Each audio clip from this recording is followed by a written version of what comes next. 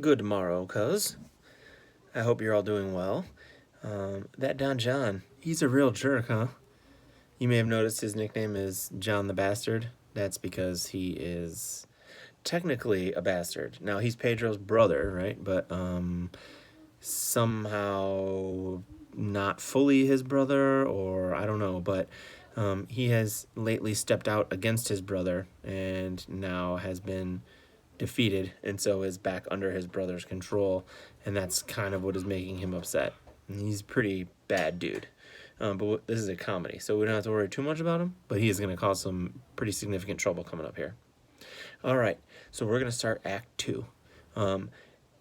We know that this is still the day that all the men arrived, and there's going to be a big party tonight. It's a masquerade ball, and that's how Pedro and Claudio are going to try to pull off their plan. Now, really, Claudio was kind of reluctant or unsure of the plan, but Pedro's like, I got this. Pedro considers himself kind of a boss, so he's going to try to pull off this plan of pretending to be Claudio, asking Hero to marry him, Claudio, and then get Leonato's permission for Hero to marry Claudio, and then reveal who he is. And it's just, there's just too much going on. I'm not really sure why Pedro does this and why Claudio agrees to it and why Claudio doesn't just do it himself. Those are all great questions for which Shakespeare does not really offer any answers. So one of the most interesting characters, I think, at the end of the play to kind of analyze is Pedro. So, like, what is he up to and why? But anyways, let's get to the text. I don't want this recording to go on for too long. So we'll get to the text. What we're going to read today is just a couple of pages, and it is Beatrice and Leonato and Antonio, who is Leonato's brother and kind of an old man. Hero's there but does not speak, and they're all kind of just getting ready for the party. The other boys, Pedro and Benedict and Claudio, are not there yet. They're like getting ready for the party or whatever. All right, so what we're basically going to try to take away from today is what is Beatrice's attitude towards men and towards having a relationship with men. Enter Leonato, Antonio, Hero, Beatrice, and others. Was not Count John here at supper? I saw him not. How tartly that gentleman looks. I never can see him, but I am heartburned an hour after. He is of a very melancholy disposition. He were an excellent man that were made just in the midway between him and Benedick. The one is too like an image and says nothing, and the other too like my lady's eldest son, evermore tattling. Then half Signor Benedick's tongue in Count John's mouth, and half Count John's melancholy in Signor Benedick's face. With a good So, Beatrice, they're all talking about Don John and how he is always looking sad. We know John is mad because Pedro defeated him, and he can't do whatever he wants. He wishes he could just go out in the world and do whatever he wants, but he can't. And so they're noticing, though, that John is always looking sad. Beatrice says that an excellent man were halfway between John and Benedict. Now, she says that John is too much like an image and never talks, and the other, being Benedict, is always talking. And Leonato says, well, what if Signor Benedict's tongue and Count John's mouth and half Count John's melancholy, he's like, what if they were halfway between? And Beatrice is going to continue to describe what a good man would be for her. leg and a good foot, uncle. And money enough in his purse.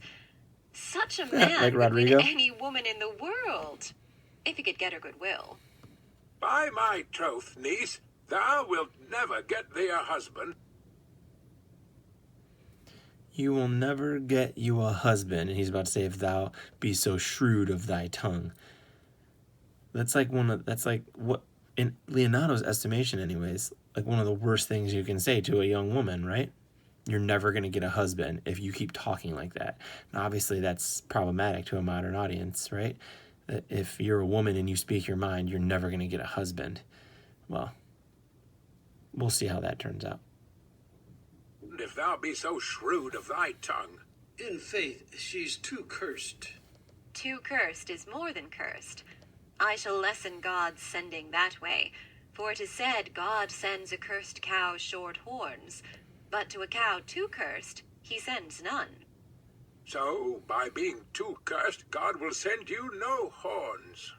Just, if he send me no husband, for the which blessing I am at him upon my knees every morning and evening. Lord, I could not endure a husband with a beard on his face. I'd rather lie in the woolen. So she says, they talk about God a little bit, and she says, yes, and I'm on my knees every morning thanking God that he has never sent me a husband. And then she says, I could never endure a husband with a beard. I had rather lie in the woolen. Like I would rather lie on a wool blanket, which would be scratchy. You may light on a husband that hath no beard. Well, get a husband with no What beard should I then. do with him? Dress him in my apparel and make him my waiting gentlewoman? He that hath a beard is more than a youth, and he that hath no beard is less than a man, and he that is more than a youth is not for me, and he that is less than a man, I am not for him. Therefore I will even take sixpence in earnest of the bear ward, and lead his apes into hell. I don't want a husband with a beard because it's too scratchy. Oh, we'll get a husband without a beard then. What am I going to do with a husband without a beard? Put him in women's clothing and call him my gentlewoman? So obviously she's like, not a husband with a beard, not a husband without a beard, which leaves, right, the Venn diagram of that is no overlap, right? So there's not a man for her, is what she's saying. I'll just continue to be who I am. I don't need a husband to define me. Well, that's like a pretty interesting and feminist thing for a woman in a Shakespearean play to say. It sounds like something maybe early Desdemona would say. I don't know. Maybe not, because she wanted a husband too. Anyways, it's pretty feminist of Beatrice to say this. No, but to the gate. And there will the devil meet me like an old cuckold with horns on his head. There's and those say, horns again. Get you to heaven, Beatrice, get you to heaven. Here's no place for you maids. So, deliver up my apes and away to St. Peter for the heavens. He shows me where the bachelors sit, and there live we as merry as the day is long. She's like, I'm going to go to heaven, and I'm going to hang out with the bachelors up in heaven, and we're just going to be happy all day long. Well, that's like a really interesting... She is basically equating being married with being unhappy. Now, we don't know who Beatrice's parents are. We only know who her uncle is, Leonato. And then I guess by that also Antonio. But we don't know who Beatrice's father is. We don't know who her mother is. She's going to mention her mother later in the scene, but we don't know who her parents are. But she's basically saying, if you're married, you're unhappy. I'm going to stay unmarried and go to heaven and hang out with dudes. I still want to go hang out with dudes, just unmarried ones, and just be merry all day long. Which, of course, we should pay attention to the pun on the word merry, right? So live as merry as the day is long. So she's saying, I don't want to get married so that I can be merry. A pretty funny little play on words there, I think, by Shakespeare. To Hero. Well, niece, I trust you will be ruled by your father. You're not going to be like Yes, Beatrice. Faith, it is my cousin's duty to make curtsy and say, Father, as it please you. But yet for all that, cousin, let him be a handsome fellow. Or else make another curtsy and say, Father, as it please me. Well, niece, I hope to see you one day fitted with a husband. Not till God make man of some other metal than earth. Would it not grieve a woman to be overmastered with a piece of valiant dust? To make an account of her life to a clod of wayward marl? No, uncle, I'll none. Adam's sons are my brethren, and truly, I hold it a sin to match in my kindred. She's a little more plain here. Leonato says, I hope one day you'll have a husband.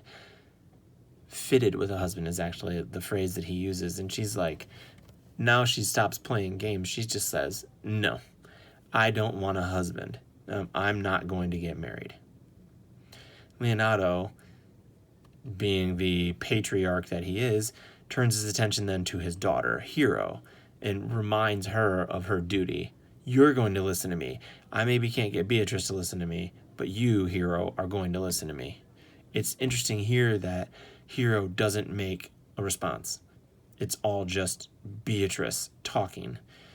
Hero, we can assume, nods at Leonardo, or lowers her eyes to the ground. Remember, Leonardo is still confused. He still thinks that that Pedro is going to propose to Hero. And we can only assume that Hero has some interest in Claudio, and so would probably not want to get married to Pedro. But it seems like she's going to listen to her father. Daughter, remember what I told you. If the prince do solicit you in that kind, you know your answer. The fault will be in the music, cousin, if you be not wooed in good time. If the prince be too important, tell him there is measure in everything, and so dance out the answer. For hear me, Hero. Wooing, wedding, and repenting is as a Scotch jig, a measure, and a syncopace. The first... I just want to...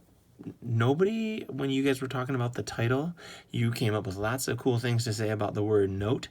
Not one of you, though, talked about music, and music is going to, from here forward, be a really important part. I think there's a song in each of the, or dancing in each of the acts that follow, and this is the first time. So they're at a party, so of course there's going to be music and dancing, and Beatrice makes this long metaphor about wooing, wedding, and repenting, falling in love, getting married, and then wishing you hadn't, is like a dance.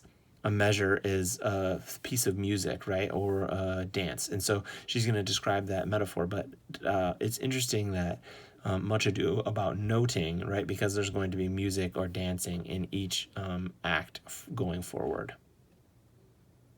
first suit is hot and hasty, like a Scotch jig, and full as fantastical. The wedding, mannerly modest as a measure, full of state and ancientry.